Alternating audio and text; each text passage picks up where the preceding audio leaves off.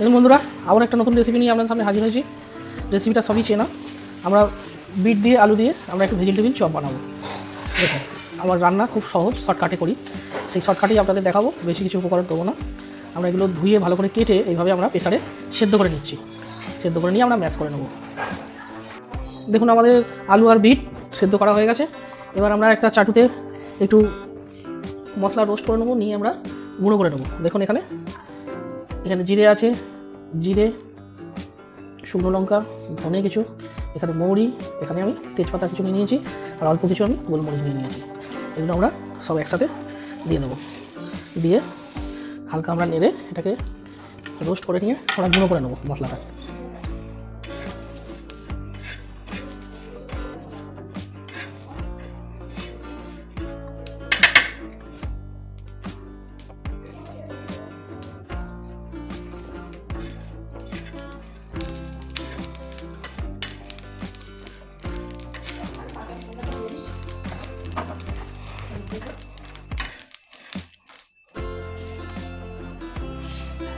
দেখুন আমাদের মোটামুটি রোস্ট হয়ে গেছে।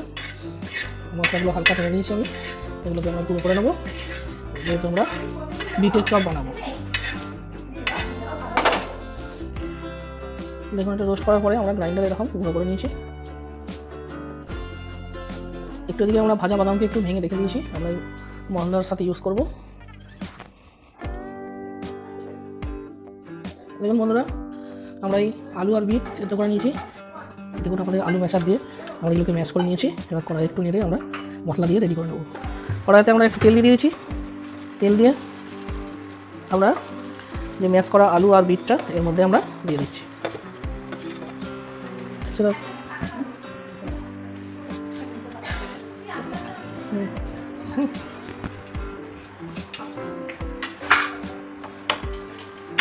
এখন তেল দিয়ে আমরা ভালো করে নেড়ে আমরা ড্রাই করে নেবো। আর যে মশলাগুলো আছে আমি এর মধ্যে সব দিয়ে দেবো, দিয়ে অ্যাড করে নেবো, করে নিয়ে আমরা ভালো করে মিশিয়ে নেবো।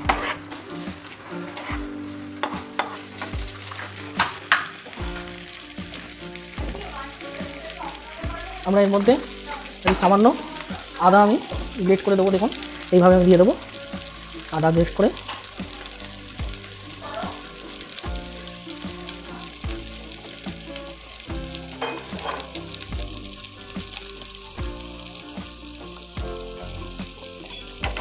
আদার টেস্ট থাকলে একটু চপের মধ্যে ভালো হয়। তো আমরা এইভাবে আদাটা গ্রেট করে দিয়ে দিলাম, দিয়ে আমরা ভালো করে মিশিয়ে নেব।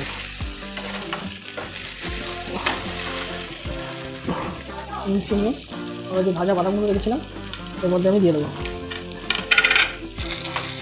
দিয়ে আমরা নিয়ে নেবো। একটু সামান্য আমরা নুন এতে অ্যাড করে দেবো। তারপরে আমরা একটু স্বাদ মতো দেখে নুনটা দেবো।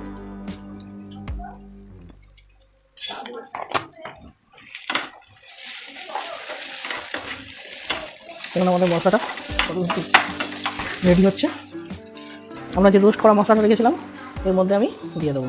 যতটা আমাদের দরকার ততটা আমরা মশলা দিয়ে দিলাম, দিয়ে এটাকে আমরা ভালো করে নিয়ে নেবো।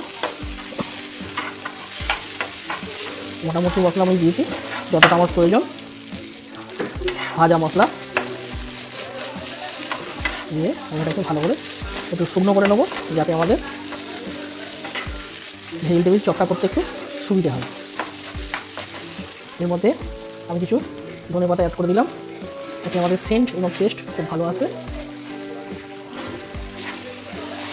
একদম ঘরোয়া পদ্ধতিতে আমরা করছি। এইভাবে আমরা মশলাটাকে একটু ড্রাই করে নেব। দেখুন আমাদের মশলাটা ড্রাই করে নাড়া হয়ে গেছে। আমি আবার গ্যাসের ফ্লেমটা অফ করে দিচ্ছি।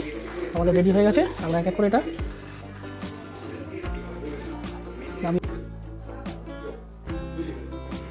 বন্ধুরা, আমাদের এগুলো এরকম হয়ে গেছে। আমরা এইভাবে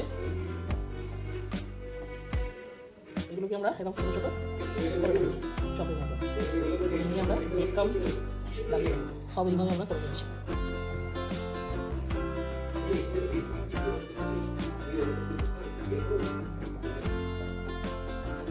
একটু ছোটো ছোটো করবো, খুব বেশি বড়ো করবো না, যাতে আমাদের তাড়াতাড়ি ভাজা হয়ে যাবে। এরকম আমরা সব করে নেব।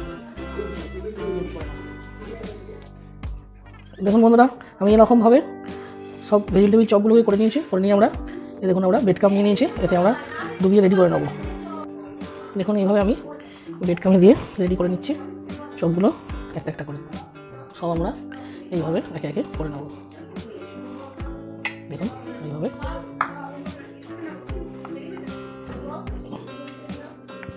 সব আমরা এইভাবে রেডি করে নেবো। দেখুন এক এক করে আমাদের স্যালো ফ্রাই করতে দিয়ে দিয়েছি বেড ক্রাম্ব দিয়ে। আমরা উল্টে পাল্টে চপগুলোকে ভেজে নিচ্ছি। আমরা ছাঁকা তেলে ভাজছি না, ছাঁকা তেলে ভাজলে দেখুন আমাদের সব কাটা সুন্দর এইভাবে উল্টে পাল্টে ভাজা হয়ে যাচ্ছে। দেখুন আমাদের এক সাইড হয়ে গেছে, আর এক সাইড আমরা করে নিচ্ছি, তাহলে আমাদের রেডি হয়ে যাবে ভেজিটেবিল চপ। দেখুন আমাদের কত সুন্দর ভেজিটেবিল চপ রেডি হয়ে গেছে। খেতেও খুব ভালো লাগবে, ঘরে আপনারা বানাবেন, খুব সুন্দর টেস্ট হবে। একটু ধনে পাতা দিয়ে গার্নিশ করে দিচ্ছি, কত সুন্দর দেখতে লাগছে আমাদের ভেজিটেবিল চপ রেডি।